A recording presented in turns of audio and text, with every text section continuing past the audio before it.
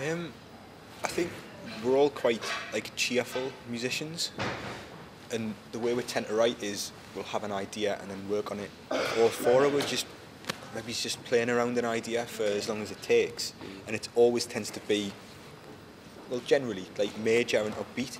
So there's that side of it musically, and then lyrically I'll kind of go away with whatever hook we've latched onto in a practice room, and the lyrics are often a bit dark. And I think because there's that separation in the writing process, you do have a contrast, I think, between what the story of a song is and what it sounds like. We won't demo much, we'll just go and record a song and that'll be it, like finished, even if the fidelity of the recording is not great. And at that point we'll pile as many ideas as we can, and then Mickey will go away, because Mickey, the guitarist, produces all the stuff, and kind of peel back the layers until we've got like a happy medium between interesting sounds and just about enough musical space. So hopefully that doesn't sound too convoluted, but that's what hopefully what music sounds like.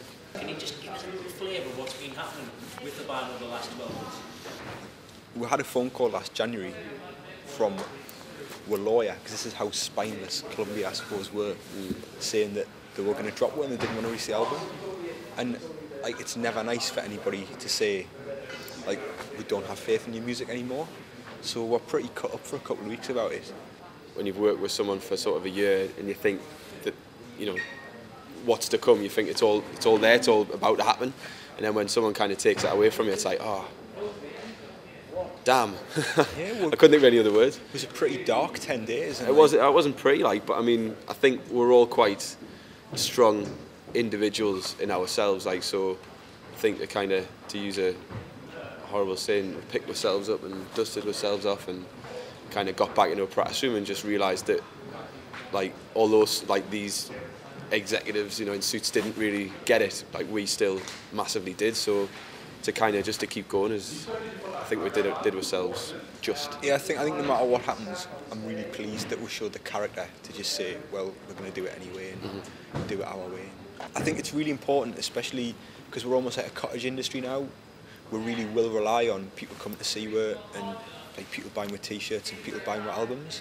And I think it's a really good way to support creativity.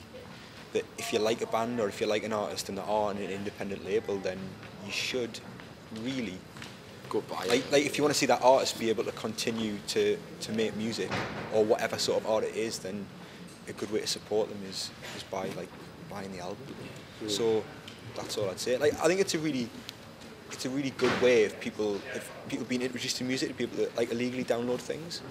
And I've illegally downloaded loads of music, but what I've always found, that music that I truly love, I'll go out and I'll buy it, because it's nice to hold that physical, like leaf through the artwork. So hopefully, if people really like the music, then they'll go out and.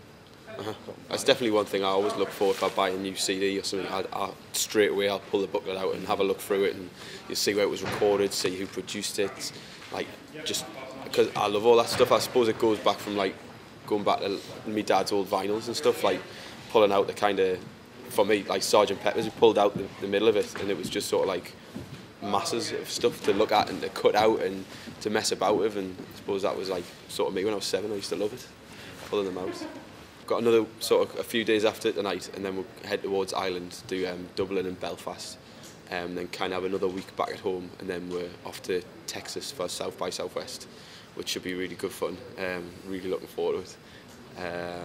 Someone wants to go on a plane to play for them, which seems bizarre, but it'll be good crack. And then after that, is it 9th of May? Did I see somewhere? I think we're going to release another single in May and do like just a few dates, and then hopefully we'll get invited to play a few festivals. Like, we'd love to play Glastonbury this year, so we've never got a chance to play that.